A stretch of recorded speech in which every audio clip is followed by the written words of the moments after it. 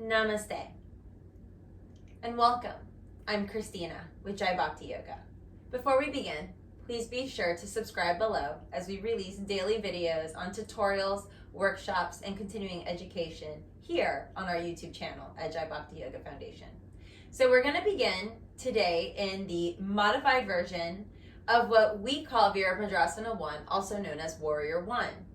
And what you'll need is a comfortable chair or if you don't have a chair, then maybe a stool or a little bench or wherever you are. It doesn't really matter as long as your chair doesn't have any arms. If your chair does have arms on it, then we'll work around that and we'll offer some modifications to work through any of those little obstacles, as yoga can always be accessible and there's many modifications. Another opportunity to have is that you want to have your chair near a wall. And this will just give you the benefit through the tutorials of when we extend our legs back, the sensation of feeling what your heel feels like pressed into the wall. So let's begin. Let's come to the center portion of our chair and take your feet apart hip distance.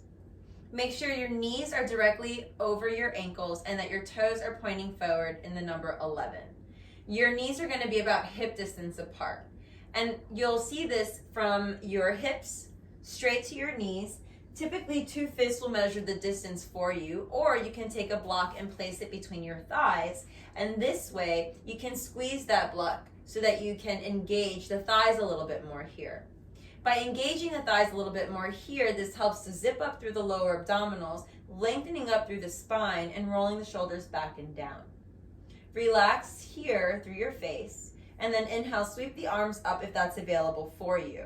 You can bend the elbows, or you can utilize the other block and hold the block between the hands. And you'll start with this action to begin in Virabhadrasana 1, and this in itself is the most modified version of the pose.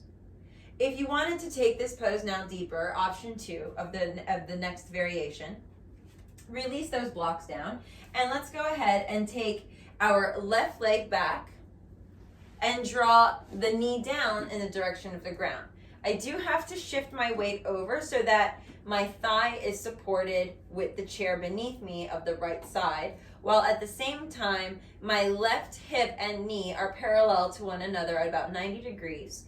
And my back foot my toes are tucked and the heel is up towards the sky. We're working on keeping the hips squared here to the front edge of the chair and looking forward, where right here your hands can rest on your hips. If you'd like, you can also utilize the block and bend the elbows and support yourself here in Virabhadrasana 1, as well as to extend the arms up above and roll the shoulder blades back so the biceps frame the ears and you're opening up your chest. The other variation of this pose is to extend the back leg and pressing your heel back. You're going to begin to straighten the back leg by engaging that left thigh muscle even more and pressing out through the back heel, creating some sort of an energy pull is what I like to call it. However, you are utilizing the energy of the asana to stretch the quadricep, the hamstring, the IT band. You're working around the muscles of the knees to support you. And if this is where you are today because the shoulders are a little wonky, then stay here. If you don't need the block and would much rather place your hand on your thigh, then go ahead and do that too. The other thing you need to take note of is you want to keep your knee and your front foot, so notice I wiggle my foot forward, so that the ankle and the knee are still parallel to one another while simultaneously pressing actively into your back leg. From here, the energy of your hands empowering the knee to press forward helps you to press into the ball of your foot and the heel as well. You'll feel the engagement in the right thigh muscle underneath your hands while activating the left foot into the mat. Your gaze is forward and soft. Couple of breaths here. You're going to open up your chest a little bit more and scoop the pelvic floor slightly forward more as to not create a giant arch through the lower back, because you don't want to dump any weight through the lower back. You want to refrain from causing any injury. The more erect the spine is, the more open the chest, the more active the legs are. You'd hold this pose for about 8 to 10 breaths and then transition to the other side. The modification for this, if say you have an arm on your chair, would be to lift the leg up. So I would encourage you to lift your right leg up or the left. And I'm going to do the right for sake of demo so I can balance out both sides. I can lift my arms up here, but keep long in the spine.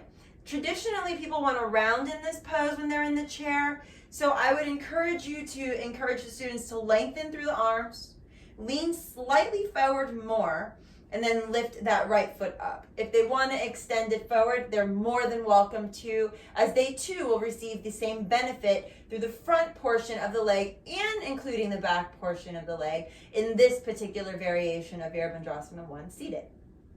When you release this, we let all of that go. I hope this helps you from the seated perspective. I'm going to take you now behind the chair just so you can see the variation now done with the standing version utilizing the chair.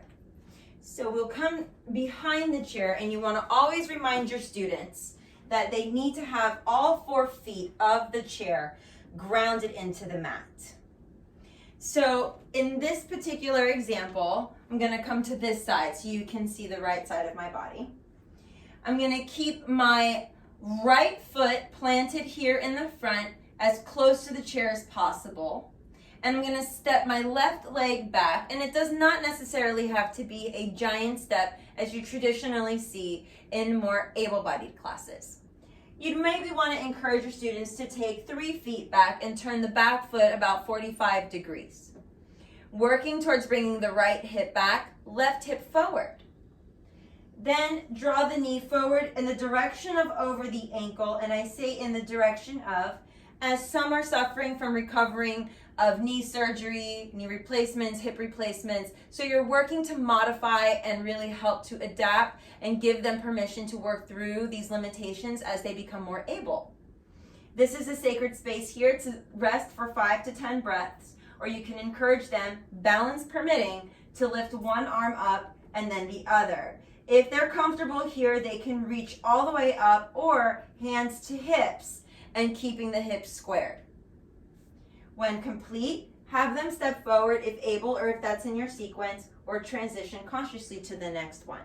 I hope this helps very much. And again, as we grow together and learn together in the practice of yoga, if there's any questions, comments, or concerns, I encourage you to please write them, email them to me, DM them to me, and I will do my best to learn, share, and resubmit videos for us to grow together in community. Namaste.